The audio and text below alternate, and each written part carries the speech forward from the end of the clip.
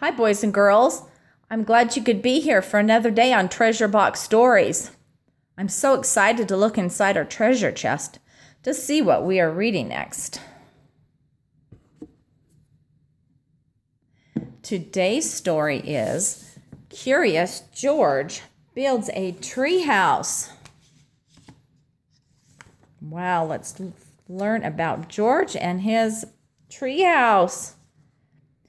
George was a good little monkey, but sometimes he broke the house rules. Painting on the walls was against the house rules. Oh, look, all his drawings all over the walls.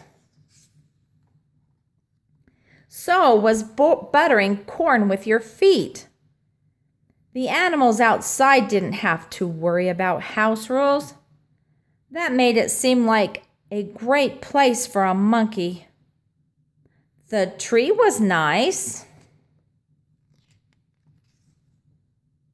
until it started raining.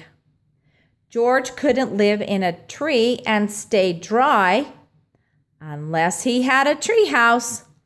Then he could make his own house rules. George went to see how other houses were made.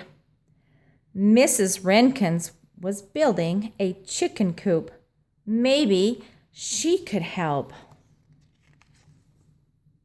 George looked at some drawings Mrs. Wrenkins had.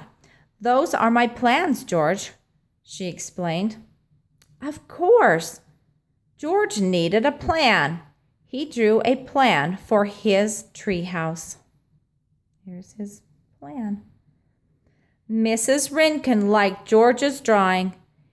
"If you want to try building, take all the wood you need," she said. On the way home, George passed Mr. Quint, fixing the dock. "Hi, George," he said. "That's a lot of wood. You must be building something." Mr. Quint offered George some nails. "Take anything you need, neighbor." Armed with his handy monkey tool set, George was ready to build. This would be his house, and he would make all the rules. George chose a piece of wood for the floor of the treehouse. He tried to balance it on his favorite branch, but it didn't stay up. Building was not easy. How could he keep his floor from tipping over? Maybe he needed to balance his floor on 2 branches.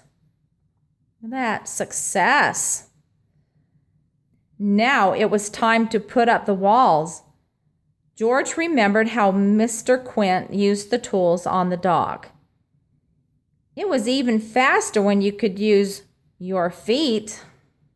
Being a monkey, could use both hands and feet. After lots of hard work, there was only one wall left to build, but George was out of nails and the only piece of wood left was too big. George went back to Mrs. Wrenkin's farm. She had told him he could have any wood he wanted. Then he stopped at the dock for nails.